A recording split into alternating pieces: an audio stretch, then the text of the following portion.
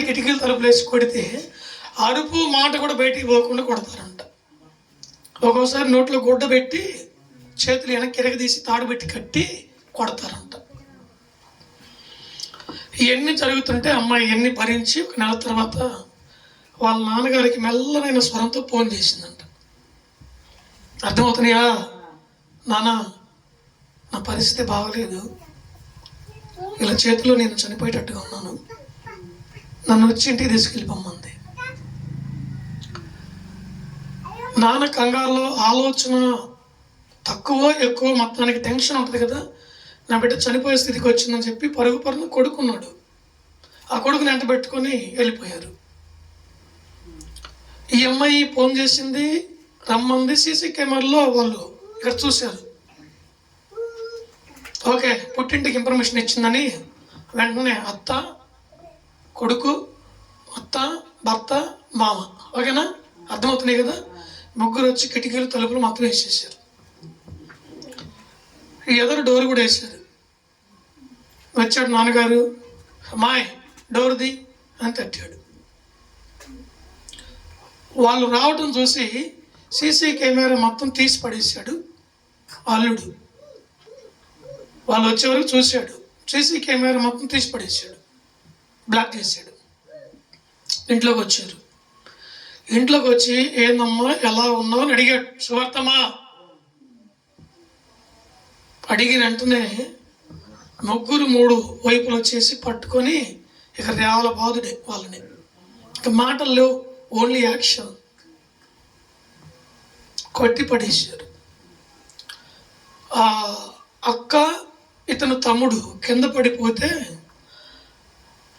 బామర్ది మర్మ అవయవాలు పట్టుకొని పిసికి పడేసాడంట. దేవుని బిడ్డలారా, వాడు అట్లాగనే కుప్ప కూలిపోయాడు, అంటే సోదకు పడిపోయాడు.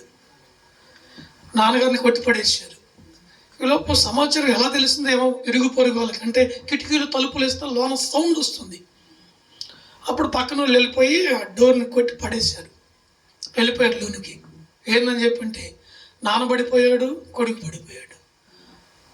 ఇక అమ్మాయిని జుట్టు పట్టుకొని లాక్కెళ్తున్నాడు భర్త. లోన గదులు వేసి తాళం వేసేదానికి తీసుకెళ్ళిపోయి లోన వేసి తాళం వేసాడు. ఈలోపు అంబులెన్స్కి ఫోన్ చేసి వీళ్ళిద్దరిని పంపించారు. మార్గ మధ్యలో నాన్న చనిపోయాడు, కొడుకు కోలుకున్నాడు. అర్థమవుతున్నాయా? కట్నం వేధింపు చాలా భయంకరంగా ఉంటుంది. కట్నం వేధింపు చాలా భయంకరంగా ఉంటుంది. కనుక తండ్రి చనిపోయాడు, కొడుకు కోలుకున్నాడు. ఆ తర్వాత వాళ్ళు వెళ్ళి సిఐ దగ్గర కంప్లైంట్ ఇచ్చారు. విచారణ చేస్తే తప్పు వీళ్ళదేం లేదు. అల్లుడు డైరెక్టర్గా వచ్చి నన్ను అడిగితే నేను 50 లక్షలు ఇచ్చేవాడిని, అమ్మాయిని ఎందుకు హింస పెట్టాలి? నేను మాట్లాడడానికి వెళ్ళటం అవసరం లేదు, మమ్మల్ని కొట్టి పడేశారు, మా నాన్న చనిపోయాడు అని కంప్లైంట్ ఇచ్చారు. అల్లుడిని వాళ్ళ యొక్క ఎంకుని తీసుకెళ్ళి అందులో కూర్చోబెట్టారు. గమనించండి దేవుని బిడ్డలారా, ఈ కట్నము వేధింపు అనేది చాలా భయంకరమైనటువంటి దాహం. అది ఎంత ఇచ్చినా మనిషికి సరిపోదు, ఎంత తీసుకున్నా కూడా మనిషికి తృప్తి ఉండదు. ఇంకా ఇవ్వు, ఇంకా ఇవ్వు, ఇంకా బంగారం ఇవ్వు, పొలం ఇవ్వు, ప్లాట్లు ఇవ్వు, ఇంకా ఇవ్వు, ఇంకా ఇవ్వు. ఇదే తపన, ఇదే తాపత్రయం మనుషులకి. ఎంతవరకు మితమండి? ధనాపేక్ష సమస్త కీడులకు మూలము. కనుక చాలా జాగ్రత్త గలవారై ఉండాలని కోరుచున్నాను. దేవునికి మహిమ కలుగును కాక. హల్లెలూయా. కనుక దేవుని బిడ్డలారా, ఆ టైంలో ఆ అమ్మాయి కన్నీళ్లు పెట్టుకుందండి, బహువేదనతో ఏడుస్తుంది. అత్తగారింట్లో ఏడిపే, తర్వాత హాస్పిటల్లో ఏడిపే, పుట్టింటికి వచ్చినా ఏడిపే. తుదకేందమ్మా నీ స్టేట్మెంట్ అంటే, ఆ భర్త వద్దు, మామ వద్దు, అత్త వద్దు, ఆ కుటుంబమే వద్దు, నేను ఇచ్చిన కట్నం కూడా వద్దు, నన్ను బ్రతకనివ్వండి, లేదు నన్ను కూడా చంపేస్తాడు నా భర్త. ఆ అమ్మాయికి ప్రొటెక్షన్, మళ్ళీ పోలీసులు ప్రొటెక్షన్ ఇచ్చారు ఇంటికి. వాడంత కిరాతకుడు, ఒకసారి అర్థమవుతున్నాయి నా మాటలు. వాడంత క్రూరంగా డబ్బుని ప్రేమించాడు. వాడు డబ్బుంటే సమస్తము శాసించవచ్చు, డబ్బుంటే సమస్తం కొనేయచ్చు, డబ్బుంటే అన్నీ కూడా తీసుకొచ్చుకున్న కాళ్ళ మొదలు పెట్టుకోవచ్చు. ఎంతవరకు నీకు డబ్బు అవసరం అంటే నీ కడుపుకు అంత అన్నము తినేదానికి, నీ ఒంటికి అంత బట్ట కట్టుకునేదానికి, నీ ఇల్లు కట్టుకునేదానికి, నీ బైక్లో ఆయిల్ పంచుకొని తిరిగేదానికి, నువ్వు మంచి ఆహారం తినేదానికి అంతవరకు నీకు డబ్బు అవసరమైంది. నీ ఆరోగ్యం బాగలేకపోతే హాస్పిటల్ ఖర్చులకు డబ్బు అవసరం అవుతుంది. కానీ ఆ డబ్బునే నీవు అన్నిటికంటే ఎక్కువ చూస్తే డబ్బు నిన్ను శాసించింది.